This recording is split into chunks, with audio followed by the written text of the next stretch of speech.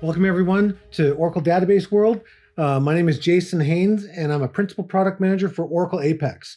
And today we're going to spend about 20 minutes talking about how to go from zero to hero with Formula One F1 racing data as we rapidly build a mobile F1 app using Oracle's Apex. Oracle Apex is an industry-leading low-code platform for developing applications that are enterprise class. They're scalable and secure and beautiful.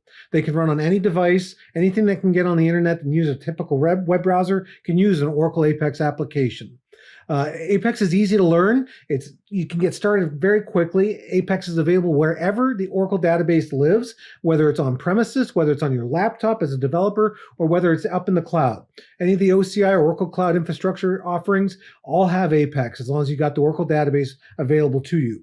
Apex has global success stories across all industries, whether it's banking, financial, educational, manufacturing, pretty much anywhere that you can imagine data being used, anywhere that an Excel spreadsheet would be used, or any sort of interaction where you've got to walk through a process and collecting data, updating data, or reviewing data, you name it, Apex can jump right in and make it even better.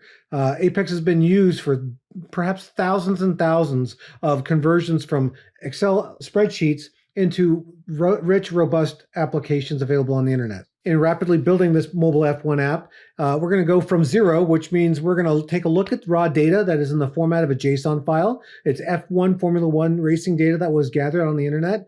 We're going to then take that and create an application from that JSON file and show you how easy it is in Apex to do this, to make that initial first leap. Then we're going to rev things up. Part one will be a cleanup. We'll rev things up even more with a part two, and that's going to be some enhancements to the application. And then to hero, we're going to review some results. Here's what the JSON file looks like. The data format's pretty simple. It's got about 22 records. Capture some data points like the name of the race, where it was, an image, start date, end date, city, some latitude and longitude, and so forth. So from Apex perspective, this is apex.oracle.com, and this is where I actually have a workspace I'm going to use to demonstrate this process. You can get Apex on the cloud, you can do it on premises, or you can do it on your laptop. But in this particular case, apex.oracle.com, it is. I've already logged into my workspace, which is called Haynes_dev, user demo. And I'm going to jump right in and go to App Builder, where I can then observe all my other apps that are in my workspace, and I'm going to hit Create. In doing so, I'm going to create from a file. Now, my laptop, I have this JSON file. I'm going to drag up here, just like it says. It's identified various columns, and I'm going to give my table a name. I'm going to call it F1, and then load the data. So 22 rows have been processed, and the table, which is the database object that we're going to use as the source. So here, I'm going to go ahead and create application from this table. What happens here is Apex is going to begin what's called a blueprint process, where it looks at the data and determines what kind of pages it should create. Here, it's determined that there should be a home page, a dashboard with some charts, a search page with a faceted search. We'll get into that a little bit more, and a regular report with an interactive report region that has a link to a form region, which will open up a modal and give us a form of various page items that allow us to interact with the data, even delete the record or apply the changes if we make any edits. There's also going to be a calendar page created. So although 5 are shown here, this one down here represents 2 pages. And so that means we should have 6 pages in our app minimum when this wizard's completed. I'm going to customize some of the appearance here real quick. Going to go to Vita Dark. I'm going to change the rocket from pink to perhaps green, and then set that application change. I'm going to save it. I'm going to choose the option for Install Progressive Web App, which is a newer feature of Apex. Go ahead and create the application. Well, it takes a matter of moments, but that blueprint is now being used to determine how to create an app. And now the app is done, it's built. Here are those pages in the middle, pages 1 through 6, with Run Application. And I'm greeted with this particular homepage that gives me navigation, but I also have menu navigation here at the left. There are a couple different parts of this that I'm going to clean up a little bit as we rev things up, but we've essentially reached our end game of the first step. We've taken that JSON data file and given it to Apex and said, go build me an app based on it. What does it look like? Well, here's our homepage. The dashboard has put a bunch of charts on it, just 4 charts. Here's the search page, which uses a feature called the faceted search region. that controls a classic report. We're going to make some customizations here as we rev things up. There's an F1 report, which is an interactive report. And an interactive report region has a lot of built-in functionality. But what is also created here, thanks to the wizard and the blueprint, is the ability to click an icon to bring us to that form page where we can interact with the data. So I've clicked on that, and I now see all the raw data where I could edit it if I chose.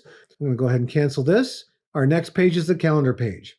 And this is just showing us some of that data that's basically represented as a calendar, as we know, in a particular way, in a particular configuration that we also may want to clean up a little bit as we rev things up. And that's what we're going to do next. The way Apex works is here's all my pages. There are shared components. And I'm going to jump into shared components and look at that menu navigation. So here's that navigation menu. Get rid of that home page. One way to do that is to set a server-side condition to never, and then apply the changes. Repeat that with the dashboard. Server-side condition, never, and apply changes. Now, I say it never as opposed to deleting because maybe I want to revisit this at some point and recreate the dashboard or embellish the dashboard. I don't want to delete it just yet. Having done that, I now see there are only 3 pages on the navigation, but I'm still with page 1, which happens to be this main navigation, which I would rather not see anymore, so we have to customize another step. So from shared components, I'm going to go to the application definition attributes. And in here, I know that there's a user interface tab. It is currently set that the home URL is page 1. I'm going to change that to the search page, which is page 3, and apply changes. On this particular races search page, this is a faceted search region, but it has a classic report, and we want to clean this up. Edit page 3. Go back to the tree view. So here's all those columns. This is that actual classic report as defined here. This is what the wizard did for us. But one of the things I'm pointing out that I want to do is the URL doesn't need to be shown, and I can control click to do this multiple times in one swift motion. The image doesn't need to be shown. The flag doesn't need to be shown. I'm going to set them all to be hidden. Having done that, I'm going to go ahead and drag country to the top. And I will bring the title underneath that. And maybe just clean this up a bit. Let's have the start date also in front of end date. And drag all these up. Start date's hidden for some reason. Let's go ahead and make sure it's plain text. So we got country, title, city, start date, and end date. That's a little bit nicer. And I'll hit run. Let's see those changes immediately. So now this report has now permanently been changed in this order. With this look, I notice that these facets on the left also don't apply. So if I go back, I can see here, this is the faceted search that's been deposited by the wizard. I do not want lat in here, longitude, or the flag. I just clicked on each one, hit delete. I'm running again, but just saving and running. So that's cleaned up the faceted search. Awesome. The other thing I noticed is in the races report, similar situation, but this is an interactive report. Let's quickly clean that up. Edit page 4. Here's my page view. There's the breadcrumb, and then here's the report. The interactive report is shown here. It's using table F1, no fancy query, but it does have a bunch of columns. And what I might want to do is similarly hide some of these that just don't apply. Let's hide the URL, the flag, and let's hide the image. And in this one, let's hide the lat and the long. Go ahead and set those to hide. Again, I was control clicking so that we can define these all in one shot. I want to go ahead and make that save and run. The interactive report works a little differently in terms of its column order. That's controlled by the actions menu. So when I go actions columns, I can change the order here. I know that start date should be ahead of end date. I want to make country top level and then title after that. So it's in the same organized way. So now I've changed it so that those two reports look the same, but I have to remember to save my report. Since I'm in here as a developer, I see the developer toolbar. I have the ability to save this as a default report and as a primary. On to the next thing, the form page. If I want to reorganize this a little bit, jump into page 5. Similarly, I know the start date's in the wrong position. Let's bring that up. So I'll now see that the start date is ahead of the end date. Very cool. One more change I'd like to make. Let's jump into the calendar. I noticed that I do have a start date and an end date in this data set, but it appears I'm only using one date here. I see the calendar is defined here. It's also defined against the F1 table, but notice in addition to the region properties panel, there's also a tab within this one called attributes. And in here, I can see definitions of which columns are used for what. So display column URL, no, I want to do that as title. The start date column, it picked that wrong. Let's go ahead and make that a start date. End date column should be end date. And the primary key column, we'll just define that as ID.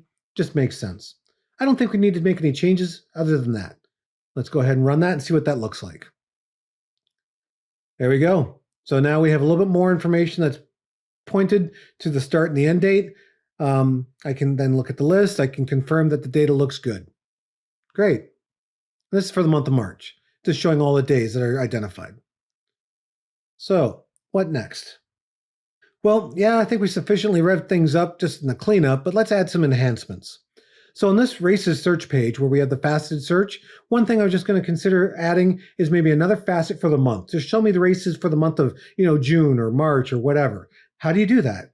Well, if I jump into edit page 3, I don't have the month column in this result set from the table or the data we imported from the JSON data source. And the query doesn't have that month column either to be able to create a facet based on. So what I'm going to do is I'm going to add that first. But I can't really add that easily until I make a change. Still no code. But this is currently defined as a table view source. I want to define a SQL query instead. Apex gives me all the columns that are pulled out. I want to add a new column. So in that new column, what I'd like to add is this code here. I'll just put a comma in front of. And there's a toChar function that allows me to convert a date into a particular formatted value. And I want to pull the month out of the start date and give it the alias of month so that I can use it in the faceted search. So just by doing this and hitting OK, I'll see the month got added. Note the little green mark here on the left. It means that that's a change. So this new column has been added. Now I can add a new facet. So I can come up here and right click on facet for create facet. I'm going to call this P3 month because I'm on page 3 and these page items are prefixed quickly to identify what page they're on by a P as in page and then the number for the page I'm on, which is 3. So this is P3 month. List of values. It knows that as a faceted search configuration that it's looking at the filtered region of F1, which is this classic report. But what I now need to make sure is that it is looking at a list of values the way I want them to. So here I want distinct values from a matching column, which happens to be month, because I already created that and exposed it in my report. We're done. If I run this, I should now have a functioning facet search for both country and month, and indeed I do. What does this mean? Well, I can do things like show me every race in the United States, which is 2 of them. One's in May and one's October. I could reverse that by unchecking United States and say, show me all the races in May. Immediately filtered. That's pretty cool. Now, maybe in doing this, I might not want month as an exposed column. Well, I can go ahead and customize that as well. Right now, it's just as a plain text column. I can set that to hidden. So what we have here is a classic report, but maybe I want something a little bit more interesting. One thing we can do is we can change this report from a classic report, as defined here, to something like a card region. So now that we've chosen cards, we need to make some configurations here. We can see all the same columns are exposed, but this cards region now needs some attributes set. The layout grid is fine, but there are things I want to identify here. So I want the title to be the title column. The subtitle probably could be the country, or maybe it could be the other way around. In the body, I might want to define an icon and badge. Let's specify an image URL. We know there's an image URL in here. Let's specify that being the image column. So there we go. So immediately I have a report now that just has, in this particular case, 3 cards. Now remember, it's only showing 3 because I have this option selected in the faceted search. I can go ahead and clear that. So I see all the records now. And we can see the image icon that was defined here. But let's continue to rev this up. We'll hit the gas and make some other changes. So maybe the icon should be the flag. Let's specify flag. Good. Maybe we want to display under the media that image, which is the image of the race. So here we're going to do image. All declarative so far, really no code. This looks pretty cool. Pretty cool. Definitely revved up. I can see some of these images that show us what the racetrack looks like. As we continue to rev this up, let's create a new page. We remember in the data we have lat and long, which naturally translates into an opportunity to create a map page. So we're going to do that next. So we're navigating through Application Builder. I'm going to go ahead and create a page. And we're going to create a page of type map. We'll call this races map. And I'll give it a breadcrumb. Enter name races map. Hit next. We'll create a new navigation for that particular page. And this is going to be also on the F1 table. I could have picked it, but I know what it is, so I filled it in. And we got point information. So that's the first option there. Apex supports lines and polygons and so forth. But with the data that we currently have from this JSON F1 data, we have two numeric columns. We have a longitude and we have a latitude. And the tooltip, we'll give it the title. And we'll definitely make use of the faceted search. Having done that, voila. Let's run the page and see what happens. So great. Here's my points. Here's my map. That was easy. But the faceted search isn't built out properly to our liking. I mean, I want it to be similar to how it was in the other report. I see there's only facets. One way to quickly do that is we want to go in here and create a new facet. And the facet I think that might be good is going to be the country. And in doing that, I'm going to go distinct countries, which is distinct values. Apex figures out that it should be that column. And let's run that change. So there we go. I can see that there are two races in my data set in the United States. If I click on that, I see only those highlighted. And there you have it. So here I've chosen a responsive dimension of 480 by 820. It just fits on my screen to demo a smaller screen. This is what it would look like on a mobile device. The navigation is still rich and responsive. It still works. I can still go to some of the other reports. Here's the races search page. Notice the navigation collapses automatically, but my facets are still there and fully functional. And everything else is rearranged nicely. Now I'm still in builder mode. I still have access to the developer toolbar. You would normally have access to that when you're looking at your mobile app. But the point being is it looks good. It's rich. There was no code and it does all this fun stuff. I hope that this has been a good example of what you can do in Apex inside of 20 minutes. Just a little bit of poking around and clicking and choosing some of the options, and you can turn out some great results. So to hero, I mean, we have our app. It's been built. It's now capable of being run on a mobile device. It looks great. There was literally no actual code put into this. We tweaked a SQL statement, no JavaScript, no CSS, no HTML. Granted, we could dive into this under the hood deeper and make this even fancier and add more features, add more pages, and give more interactive functionality. But under 20 minutes, we did quite a bit. Under traditional code, would take much longer to do.